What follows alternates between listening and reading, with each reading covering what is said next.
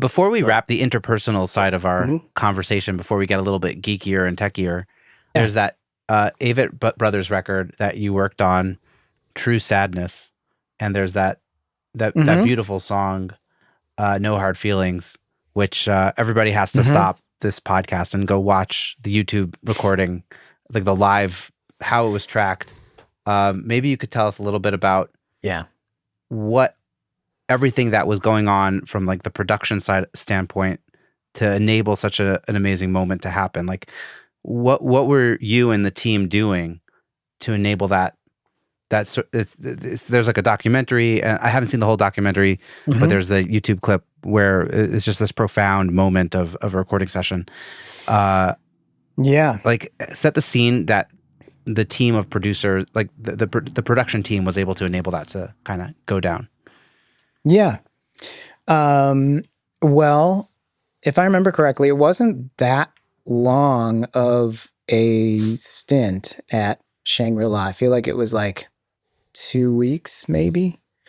And the documentary is phenomenal. Even if you don't know the Avett Brothers, it's an amazing movie, and you will know and love them after watching it. Um, it is, yeah, it's an incredible. It's Judd Apatow and Michael Bonfiglio and my friend Jonathan, who became friends, Jonathan Formansky. It's like he's the cinematographer, and those two directed it, and it's beautiful. And it really shows, the whole point of it is showing, which I think your listeners will really dig, the making of that album from like songwriting sessions and pre-production all the way through to the end.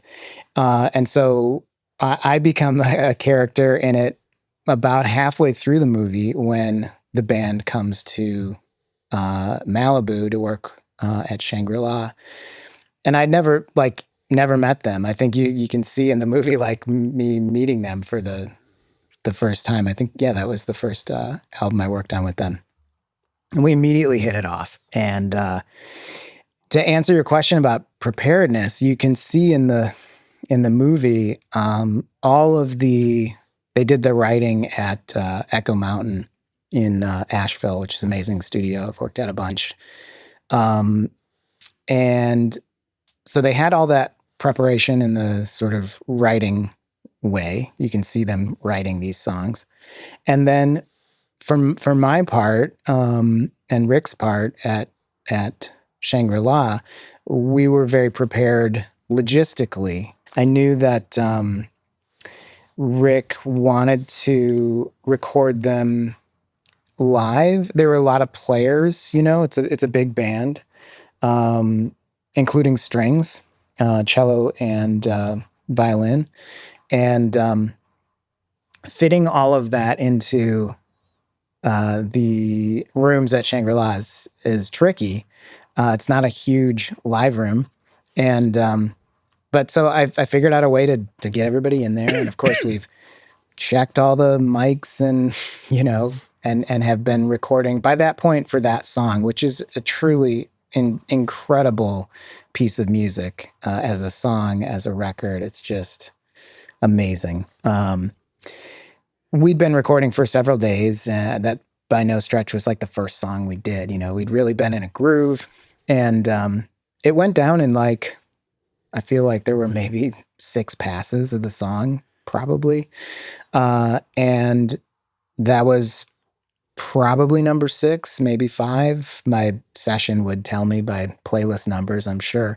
But I do know that when I went to mix it, and the feeling on the go down was that it was just perfect. It was just a beautiful, perfectly, I have chills now thinking about it, perfectly executed, played, emoted moment. And it was gorgeous. And so we in the control room, every take I would look to Rick and be like, man, this is so cool. Like it's so emotional, And for me, here's my favorite side story of that story is, I'm so I'm notoriously bad at recognizing lyrics until way later. And like I'm a music guy, you know, like I'm listening to the Same. playing, Oh man. you know, the drum nuances, the chord, you know, voicings, the way it's all coming together. Of course, like, you know, orally in the studio, how is it hi-fi? Is it what, you know, all these things. And you know, you see what you're talking about in the film, which I know there are YouTube clips of where, you know, we in the control room are just like high-fiving and clapping, and you know, you can see Rick come out and just like, that was amazing, you know. And I told them as well, you know, like, wow, you guys, just incredible. And they were really stunned by that. And there's a very poignant scene in the film right after where they need to take a break, Scott and Seth, and they're um, grappling with this weird feeling of just laying their hearts out on this very sad, joyous, but sad song, and are being congratulated for it. Like everybody's clapping. But to do that performance and sing those words, they're so deep in it that it feels utterly crazy to be applauded for. And it's really a fascinating moment that I wasn't privy to, because I'm in the control room, like getting ready for the next song. Meanwhile, the cameras, my buddy Jonathan is out there interviewing them from behind the camera about like, why was that odd? You know, what can you explain what you're feeling right now? And that's that really incredible moment that's captured in the film. To fast forward, my favorite bit to kind of make fun of myself here a little bit is the next day, you know. So again, I haven't heard that conversation. I don't see it until years later when the film is out. It's the next morning, you know, in walks Seth, who is the lead singer on that song. And I'm still buzzing from this incredible productive day the day before. And, you know, I tell him, I'm like, man, that was amazing yesterday. And that song is so good. You know, it just has this dun, dun, dun, dun, dun, dun, dun, dun, dun, this sort of like 6/8 sort of, you know, vibe. It feels very, and the strings, it feels very like, you know, stacks, like soul, like, and I'm telling him kind of all these things that I'm just riffing and saying now, you know, like it just feels so good, man. What a song, you know, it just makes me smile, makes me really smile, you know. And he had this perplexed look on his face, and he looked at me and he's like, you mean the song about dying? And that, like, I had no idea. Literally, I was like, wait, what? And then I listened to it the very next time, and I was like, oh my gosh, this is the saddest song in the whole world that's ever been written. Oh, wow. This, you know what? That's crazy. I knew there was going to be like a lot of reasons why we get along so well, Dana. But that is me to a T. Like I don't. It's like I don't know why. I just for whatever reason I don't know. I like black out when it comes to lyrics, and I just like I could be so in the moment of it, and it's almost like I'm listening to songs in a different language. Mm-hmm. You know, I think that's why listening to music in another language feels so at home, you know, to me or to you. It's like the language never mattered to me. Of course it does, and it's a big mistake to miss out on the language. And from that moment and many others like it, I really try to be much more aware of what's being said. Wow. But to me, and I've always blamed it on being a sax player, like sort of somebody who lives and dies by melody and phrasing, but has no language to it at all. You know, it's like it's a very monophonic vocal sounding extension of voice instrument that I express myself with. And I feel like I get caught as a writer myself, like, well, I know exactly how to like mumble the phrasing and melodies that I want, but my God, like fitting words syllabically into that don't make me hate myself is the hardest thing in the world to do. You know, like I have all of it figured out except what to say. It's like you know, you always look really, really sexy in a blurry mirror. Mm-hmm. You know, as soon as you have to look at like the fine details, that's when you're like, oh, I don't know about this. Yeah. Well, I thought I was bad at Yeah, remembering lyrics until I realized that both of you don't hear it way more than I do.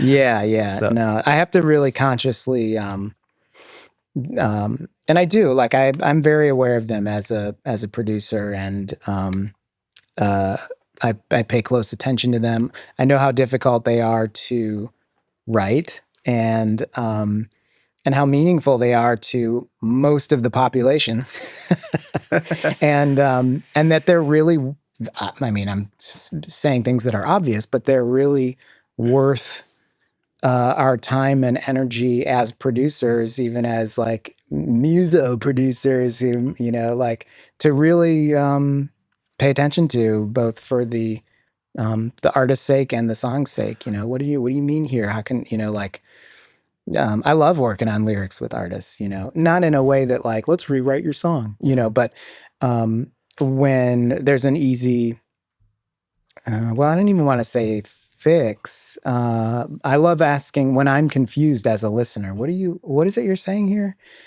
Can I get a copy of those? I'm always like looking at a copy of the lyrics, and, oh, you're saying that. Like, you know, I always thought you were saying, you know, I was just joking yesterday with Carissa, like, there's a bathroom on the right, you know, like the Moonrise, what is that, Credence? Yeah. That we were listening to. You know, there's so many times, you know, I'm working with an artist right now where I've heard the song many times, and like, what is it you're saying, when we get into like vocal takes, you know, like when it's time to really nail the take, like, what is it you're saying there again? Oh, okay. You know, is there a way to enunciate that a little bit differently without sounding like a school teacher, but that I want to make sure, because what you're saying, what you've written is awesome, but I've never heard it.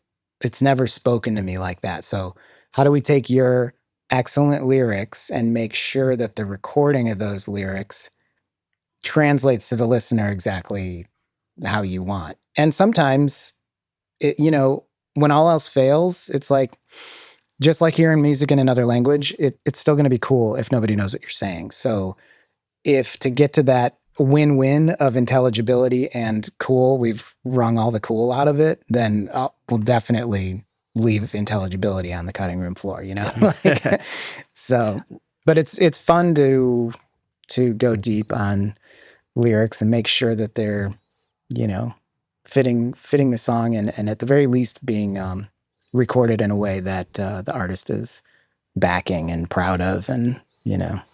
Yeah. Now, I want to come to your defense real quick. Okay. And to my own defense, but I'm going to pretend that I'm coming to your defense, even though I'm also defending myself. Very savvy. But here's the thing. I think that, now there are probably more than 3 ways, but there's like at least 3 different ways that I think we listen to music as engineers and producers. We listen creatively when we're trying to think of how to make this better. Mm-hmm. We listen academically when we're trying to figure out how did they do that, right? We're trying to think of like how to like piece it together. But then I think we do also listen to things just like viscerally, like just as instinctively. And I think when, like, I feel like I'm probably going to be speaking for you as well, but at least speaking for myself, when I need to be academic, I'm really good at listening academically. When I need to listen creatively, I'm really good at listening creatively. But when I listen like instinctively, I'm just taking it all in. I'm not paying attention to the lyrics. And I feel like some people, the way that we listen, that instinctive listen is just like the music is on and we're just experiencing the song. I think people like you and I, we're just kind of like taking in like the wall that's coming at us. Whereas some people, they only notice the lyrics and they don't even know what's happening in the instrumental until they switch on their academic ears or their creative ears. So I don't think I'm coming to your defense and saying that it's not that, you know, lyrics aren't important. It's just that when we first kind of have that holistic intake of a song, like we just hear it from a different perspective than when we are actually like in it creating. And I think what's so beautiful about a moment like that with Avett Brothers is that, like, you would think being in that situation that you were in, you know, as an engineer on this like you know, big studio, like big pressure, like with the cameras there and everything. Yeah. You'd think that you would be in academic mode at all times or like creative mode, but it was such a beautiful moment that you couldn't help yourself but to Right. just be in holistic, This just like is this taking it is all like the in Zen mode. Rick Rubin session, you know? Everyone's just Yeah. experiencing as it happens, right?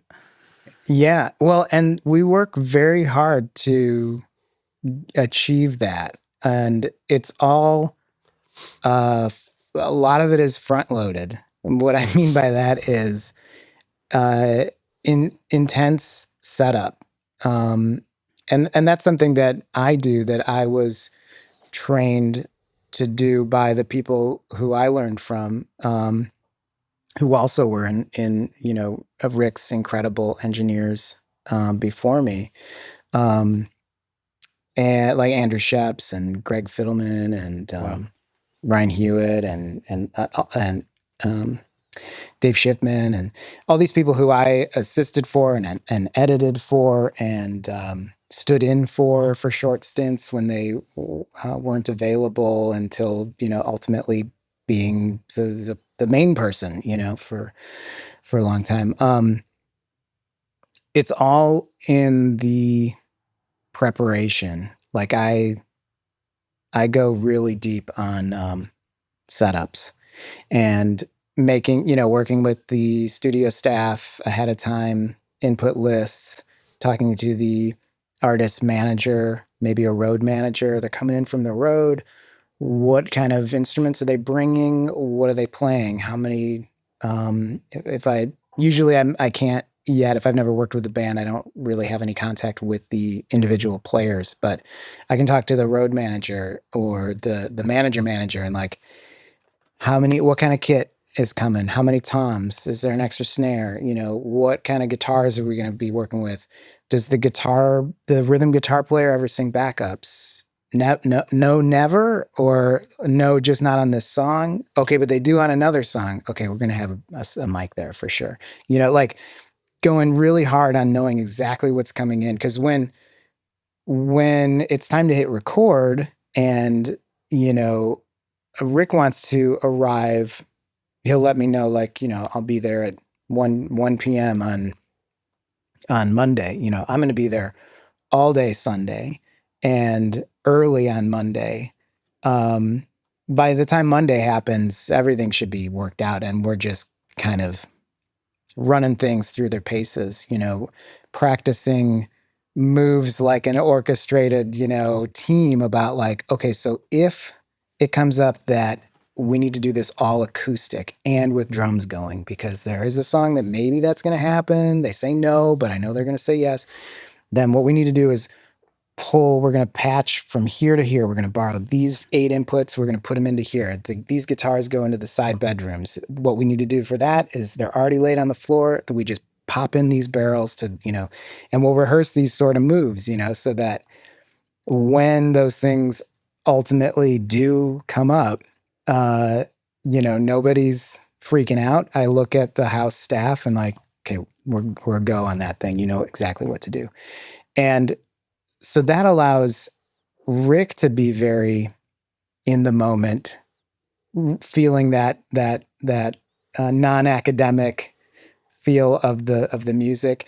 And apart from just like the first 30 minutes of a session where we're really finding our footing and maybe there's a song changeover that requires some moves, setting up for that Avett Brothers True Sadness session was a lot of work, a lot of moving pieces, not to mention the film crew. Yeah. But having done all that work, front loaded, as I said, means that I get to mostly live in that position as well. Once we get through those initial kinks, by the time we're hitting No Hard Feelings, all that stuff had been dialed. I'd made not final, never final, but little adjustments. So the toms, I can get this mic a little better because I'm picking up this, or let me move this gobo on the string players to whatever. And now we're just we're cooking, and so that's a great place. That's a place I always want the producer to be. Not worried about the technical stuff, really just listening to that non-academic wash. And I like to get myself there as soon as possible too, so that I can, I take elaborate notes on every take and have my own. I have nice handwriting, but I also have my own hieroglyph, for takes, good takes, even better takes. When we're listening, what takes we listened to, who was in the room, what people said, like these are all trails of breadcrumbs, as I call them, so that 3 days later, when, Rick or the artist is like, remember, we were in here. It doesn't sound good right now, but I remember we were here and we listened back to this song and we listened to 3 takes. And I feel like there was that one that we loved, like, why doesn't it sound like that? I can flip back 4 or 5 pages. Oh yeah, we listened to these 3 takes. I've got my session marker numbers for each take. They were all printed into the session. I know, and I have a note here that you said that's the one. So like there's never a question, because as soon as the artist or Rick is like, are you sure, Dana? I don't know. This isn't as good as I remember. I need to be able to be absolutely sure, be like, for sure, this is the one. You're just playing it better now. And it wasn't as good. Now in retrospect, we're beating it, like, because as soon as somebody, is doubtful, that will just, the whole house of cards will crumble. Especially for certain artists. Certain artists will just roll with the punches and be like, whatever, let's just go do it again, But others are it's very essential to their studio well-being and personal well-being to know that you've got their back and that you know what you're talking about, that you're taking notes and can, without a doubt, tell them what's going on. Because that lets them just be creative and forget about all that stuff because they know Dana's doing it, Yeah, that's amazing. So a lot of prep. That's a long answer to just say a lot of prep is what gets us all there, and to be able to listen more to the music than be freaking out over technical things. It gets the academic out. I think you put it really nicely. It kind of like gets the academic out of the way to enable that like instinct and like that visceral exploration of it happen. Yeah. You've checked all your boxes, crossed your T's, dotted your I's. Right. And now let's listen. Mm-hmm. Yeah. Yeah. And it's a really good feeling to work with a team in that place. To know that you're organized, everybody knows what's up. Everybody has rehearsed moves of what might be up. And and to have a producer like Rick in those situations who, when the band wants to do something or he wants to do something that's completely out of left field, for me to be able to be like, I totally get it. That's going to take a little time to do that kind of switch. And, for him to be like, cool, just call me in when it's ready, and if it's taking longer than he thinks it should, he'll check in and be like, how's that coming? I'm almost there. I need, 5 more minutes. Cool. Other people, artists as well. And he's very great about helping artists have that sense of calm, because not everybody has it. I've been on some very high profile sessions with iconic artists who are losing their minds over something that's not working or isn't coming together as fast enough, and having those experiences with Rick are really important and invaluable to me, because it shows me that at the highest level, you don't have to lose your mind. Like, if those same artists were working, losing their mind, what's taking so long? Like, what? Come on, Rick would definitely just go in and be like, hey man, let's go walk outside, man. They'll figure this out. Let's go. Tell me about, you just went to, Maui, right? Tell me about that. Let's go chat, and like, there's no reason for, shouting and craziness and angry. Like a lot of people like lead with that, you know, like they got to drive a crazy ship and I'm angry and we're here to, you know, like that is not my style. And I do not respond well to that. And so I'm so glad to have had the, you know, amazing window and honor, you know, working with Rick, who is not that way at all either. Never seen him lose his shit. You know, like, so it's cool to be prepared and to be respected when something falls outside of that preparation, to have an opportunity to do it well and have a team that thinks ahead of you, that is your training wheels, to make a callback to what we already talked about. You know, it's awesome. You know, that's a great place to be. So Dana, I know kind of your thing is vocals, also editing vocals like Melodyne, tracking vocals. Can you give us like a little bit of like a peek under the hood of your approach to getting vocals that artists are super proud of? You know, it's kind of starts with the takes, getting awesome takes. And I love working with singers and rappers and, you know, capturing their best performances. Sometimes day to day, minute by minute, it can change. You know, someone's voice might sound amazing one day, and the next day it's still amazing. It's still them. You know, they're still just crushing it. But man, the voice is such a fickle, you know, minute by minute instrument. So anyway, yeah, I love working with singers. I sing myself, and which is something I don't lead with. You know, I don't. And if I'm gonna help with guidance on the talk back, I'm never like singing. You know, You never gave you know, singing suggestions to Adele or anything? No. I mean, she needs none. Those sessions, my dear friend Greg Fiddleman recorded, and I was in the next room over taking all those vocal passes and band passes and editing them together, making comps, you know, just figuring out, you know, looking at his notes and Rick's notes about, you know, here's the 6 takes and there was some good stuff here on each one, whatever.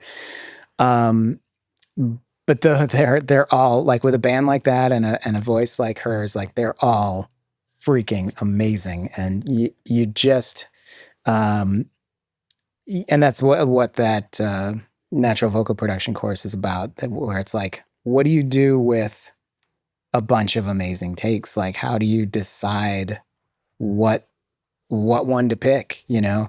When it's like someone who isn't as good as Adele, you know, which is everyone, and, right? That's which is everyone, the rest of right? humanity, yeah. Yeah, the rest of humanity.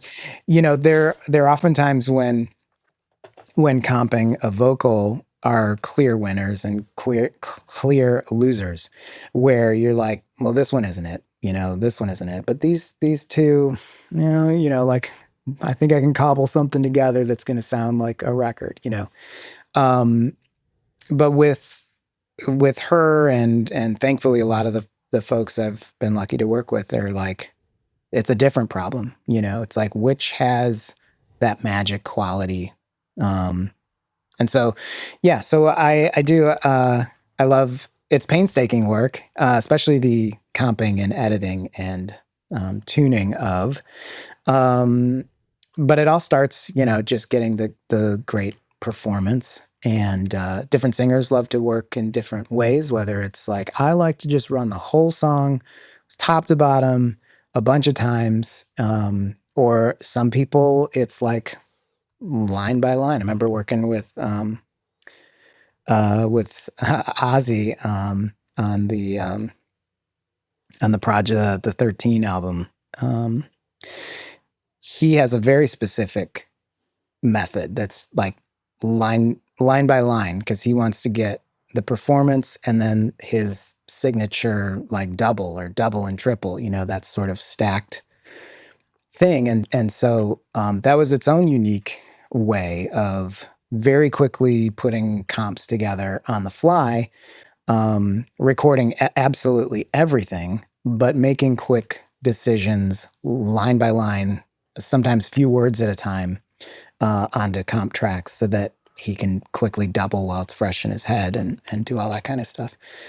So working within the singer's desired workflow, if they have one, being able to just make quick decisions to comp things on the fly, and to have great notes and technical speed with your tools to be able to never miss anything, and keep track of it all, in Pro Tools, whether that's, playlists and numbering and naming conventions and all that stuff. But I do love like the, working with singers on the performance aspect as well. Certain people like Adele or Ozzy, you're like, they're going to do it how they do it, and it's incredible. Other folks, I love getting in the weeds and letting their performance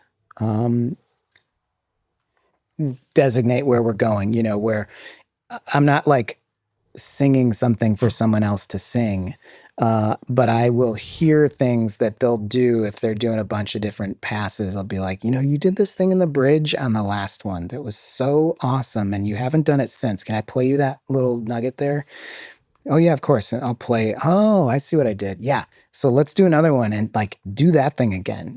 Like the way you kind of like your voice kind of crackled up there when you hit that high note, like so good, so I love pointing out to artists, whether they're singers or instrumentalists or whatever, stuff that they're knowingly or unknowingly like already doing great, and being like, that's the stuff, and we have it. So don't get in your head about it. We can use this one. There's nothing wrong with that. But as we do more takes here, this is the good stuff. I'm going to show you the stuff that you're doing amazing, and if there's a time where it's like, look, we have got it. All this stuff is great.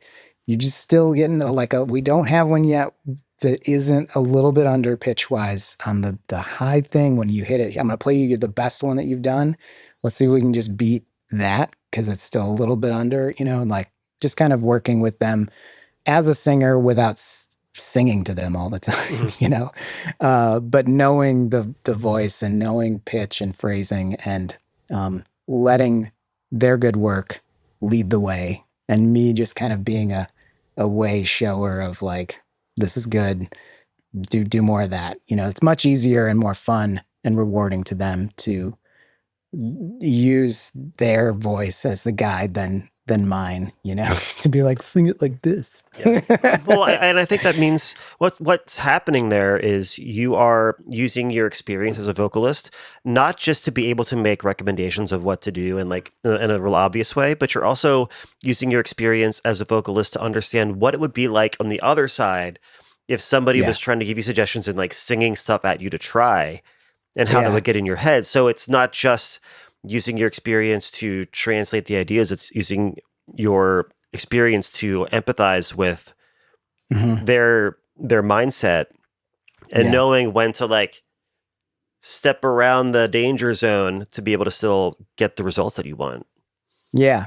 And that's very well said. And then also on top of that, knowing when we've reached a point that's the best we're going to get. And I know it from my end and experience, like I have what I need. I can make the sound that I know that they're trying to make with the components that we have, whether that's comping syllables or, working with it a little bit in Melodyne, or, like, and again, just like we talked about earlier, reading the room and understanding the vibe, you have to be very in tune to the singer's vibe and what kind of leeway you might have. How good is your relationship? How long have you worked together? How much do they trust you? How much are they sick of singing? What else is going on in their day? How your conversations have been going on talk back. You know, some singers are like, do we have it? Hey, Dana, don't sell me short. You know, like, well, I'll go all day, you know, make sure we, you know, and a lot of singers are a lot of fun like that and really want to work, and others, you know, aren't. And like, that's all I got. I crushed those 3. Please tell me you have it, you know, because I've had a really hard day and I don't know if I can, you know, no worries. We have got it. Like, you're good, you know.